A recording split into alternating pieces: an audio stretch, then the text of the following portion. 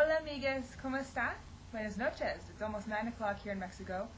Sorry it's a little bit dark, but it's late and I don't have another light. So, hello to all my friends on the Weight Loss Diaries. Let me give you a quick recap of my week. I'm doing great. I cannot tell you how ecstatic I am to have changed my focus from weight loss to optimal health. It's like my whole world has shifted. It just changed everything. It really made what I'm doing feel like a lifestyle, and that it's permanent, and that I'm not on a diet, and I just feel a new sense of freedom and liberty, and I'm really excited. I am doing this video early because this weekend I won't be around, and Denise is going to upload it for me. Thank you, Denise. She's such a lifesaver, y'all. Just so you know, she's helped me tremendously. My fellow Saturday blogger. But, what was I saying before that? I was saying how great... Oh, yeah, so I haven't weighed myself. I won't have weighed myself on Saturday morning like I normally do for the video. But I can tell you that I was down at least a pound this week so far. But I'm actually seriously considering putting my scale away. I haven't totally decided if I'm brave enough to do that or if that would be the right thing. But for me, what I really need to do is take my attention off the scale and put it on to body fat percentage of fat, sizes, BMI, because the scale, I notice if I lose weight, I feel good, and if I gain weight, I feel bad, even if I've done the exact same eating plan and the exact same food and exercise. And I want to get beyond that, and I wonder if a way to get beyond that is to separate myself out from it.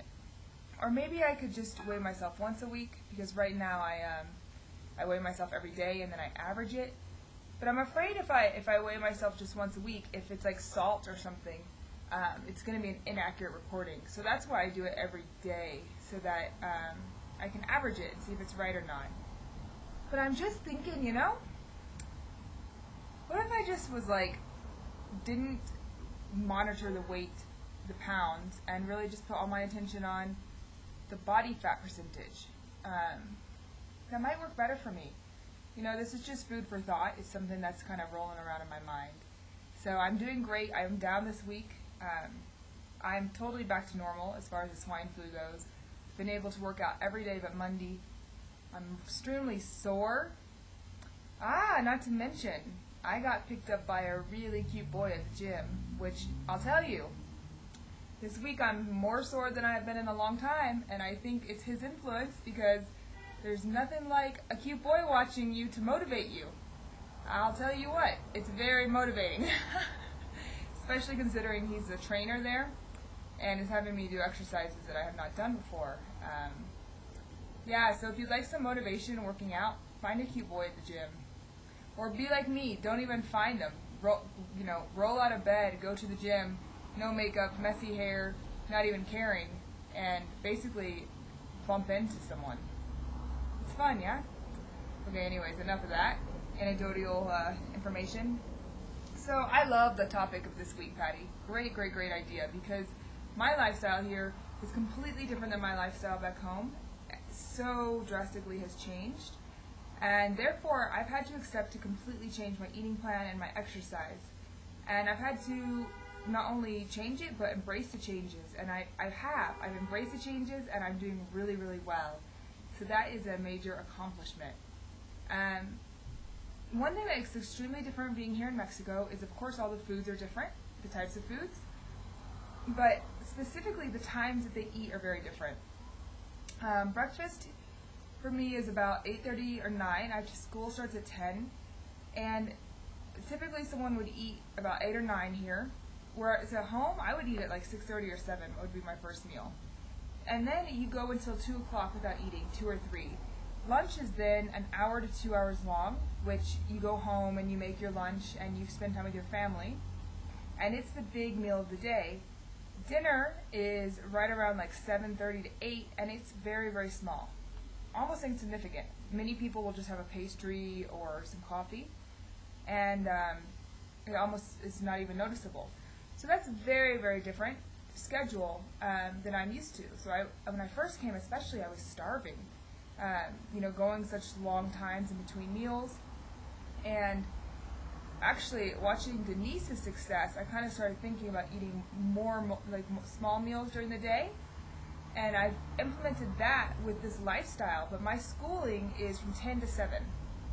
So what I do now is I wake up at 6:45, I go to the gym, I get back about 8:20, I get ready and I eat breakfast at 9, and then I have a snack at 12, which would normally be my lunchtime. So now I just have a snack with some protein in it, and then I have lunch about 3 o'clock, or sometimes not even until 4. And sometimes that's so late for my body, being, on the American schedule, that then I'm done for the day, because I'm just not hungry later.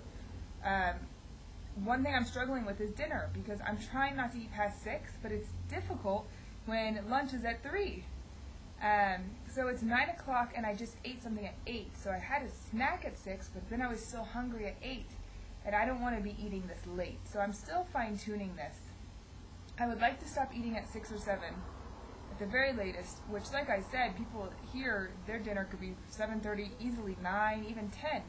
If I go to a restaurant, like on a Thursday or Friday night, you could easily find people eating at 11 o'clock. It's very different. So the dinner is something I'm still trying, a little bit challenging, but I have the snacking down pretty well. So I eat breakfast at 9, snack at 12, lunch at 3, and snack at 6, and then have been having dinner about 9 o'clock.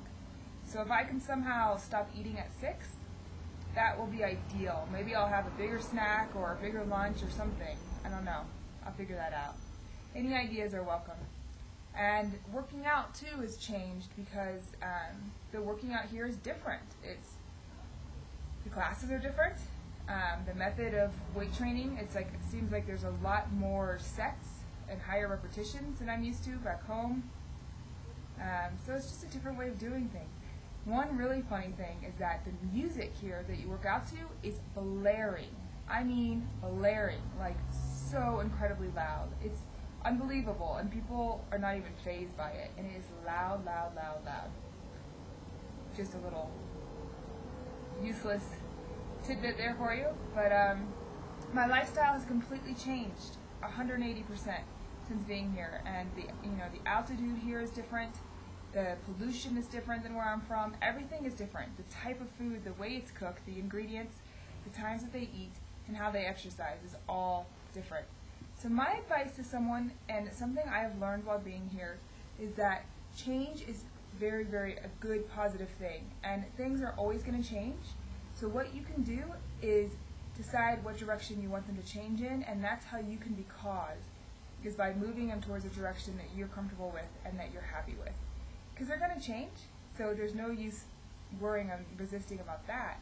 But find something or a way to change it in a direction that you're happy with. So, yeah. And I feel like I'm kind of an authority on this subject, considering all the recent change I've undergone. And it's a success. So anyways, y'all, I hope you're having a great week, and I shall see you next week, okay? Okay, besos.